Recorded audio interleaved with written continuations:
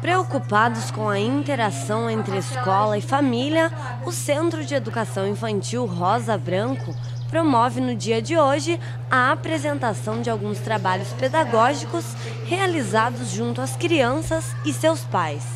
O projeto Sítio do Pica-Pau Amarelo mostra que, mesmo com pouca idade, as crianças estão ali para serem educadas e ensinadas.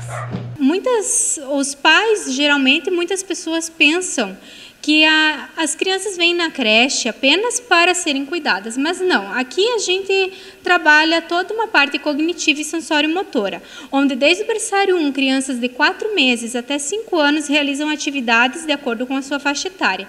Aqui, assim, tem algumas exposições dos trabalhos das crianças do B1, B2, B3 e maternal, que demonstram o empenho das professoras no desenvolvimento de atividades para as crianças e também as habilidades que as crianças vão adquirindo com o passar do tempo. É muito importante a participação dos pais no trabalho escolar, porque eles vão ajudar as crianças em casa, ajudar os professores, ajudar as crianças em casa a se desenvolver melhor, dando um apoio em casa também para esse trabalho pedagógico realizado. Logo após este trabalho, serão realizadas algumas ações em benefício da entidade. A Rosa Branco promoverá uma pastelada e um bazar com roupas e calçados usados.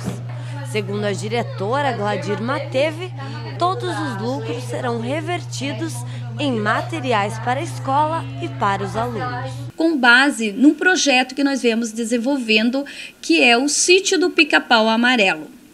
Juntamente com a APP, será realizado um bazar de roupas e calçados usados, a pastelada com venda de pastéis, nega malucas e refrigerante, com o objetivo de arrecadar fundos para a aquisição de materiais para a melhoria da instituição, sempre pensando no benefício da criança.